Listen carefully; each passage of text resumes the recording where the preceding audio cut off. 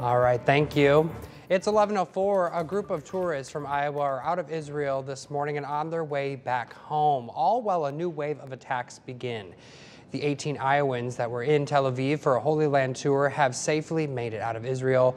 The group booked flights out of Israel earlier this week, but all of their flights were canceled. Pastor Glenn Goodwin of the Gospel Assembly Church in Urbandale says many members are still waiting flights out of Europe, and the group appreciates the prayers for safety. And there's new signs that Israel may be on the verge of escalating its retaliatory attacks against Hamas with a ground offensive in Gaza. Israel urging Palestinians to leave their homes, hundreds of thousands already forced from them. Hospitals in Gaza on the verge of collapse. Meanwhile, Israeli forces and officials say that they've contacted 120 families of loved ones who've been kidnapped, adding that this is not the end of the list. Here's ABC's Inez Delicatera. Israeli forces now gathering at the border with Gaza, a sign they may be preparing for a possible ground offensive. Israel is telling nearly 1 million Palestinians to leave Gaza City and parts of the north, though Hamas is telling residents to stay where they are. Israel never and ever will not shoot civilians in purpose. We are asking all the civilians in Gaza City to go south of Gaza. The camouflage of the terrorists is the civil population. But the UN warns moving so many people could have devastating humanitarian consequences. Hundreds of thousands of Palestinians have already been forced from their homes. Hospitals in Gaza overwhelmed, on the brink of collapse. Those trapped by the war, living without water, food, medicine, and electricity. The situation is just unbelievable, catastrophic, and devastating for us.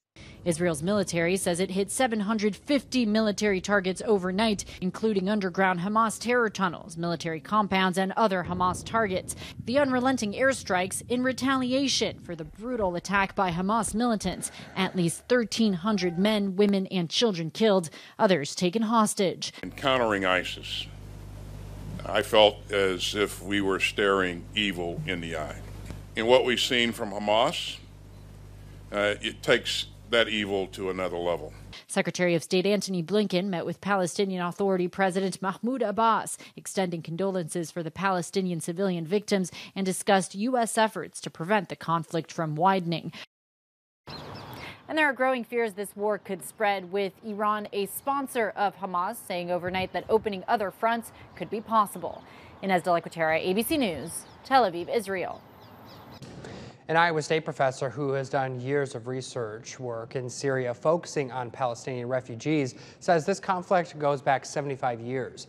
She says it all started when the United Nations partitioned Palestinian into two separate states, an Israeli and an Arab state. This sparked the first Arab-Israeli war, which displaced about 700,000 Palestinians when Israel won a year later. Territory was then divided into three parts, which remain in place as of today: Israel, the West Bank, and the Gaza Strip. Some of it was just people fleeing because there's war, and so you flee, and in some cases they were expelled by Zionist forces. The main thing, though, is that they were, once the war came to an end, they were never allowed to return to their homes. And this professor also mentioned there are still thousands of Palestinians displaced throughout the Gaza Strip and in surrounding areas.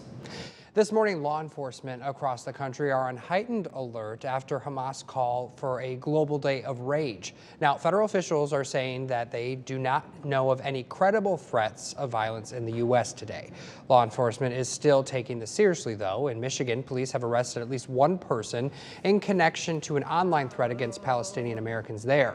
And in New York, helicopters are looking for suspicious vehicles from above, and boats with radiation detectors are patrolling the waters.